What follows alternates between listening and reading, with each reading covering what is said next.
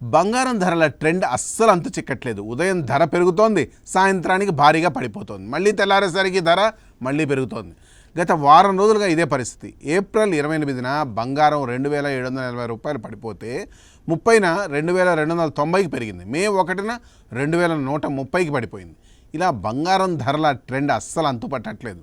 తాజాగా ఇవాళ అంటే మే 2న 24 క్యారెట్ల గోల్డ్ 10 గ్రాముల ధర 330 రూపాయలు పెరిగి 1,50,930 రూపాయల వద్ద ట్రేడ్ అవుతోంది. 22 క్యారెట్ల గోల్డ్ 10 గ్రాముల ధర 300 పెరిగి 1,38,350 వద్ద కొనసాగుతోంది. ఇక 18 క్యారెట్ల గోల్డ్ 10 గ్రాముల ధర 250 రూపాయలు పెరిగి 1,13,200కి చేరుకుంది. మే 1న 5,000 రూపాయలకు పడిపోయిన కిలో వెండి ఇవాళ 5,000కి పెరిగింది. ప్రస్తుతం 2,70,000 ధరలకు లభిస్తోంది. దేశీయ మార్కెట్లో బంగారం ధర ట్రెండ్ ఇలా ఉంటే మల్టీ కమోడిటీ ఎక్స్చేంజ్లో ధరలు ఎలా ఉన్నాయో ఒకసారి చూద్దాం. గోల్డ్ జూన్ ఫ్యూచర్స్ ధర 1,51,363 వద్ద ట్రేడ్ అవుతుండగా సిల్వర్ మే ఫ్యూచర్స్ ధర 2,47,500 ధరలో ట్రేడ్ అవుతుంది.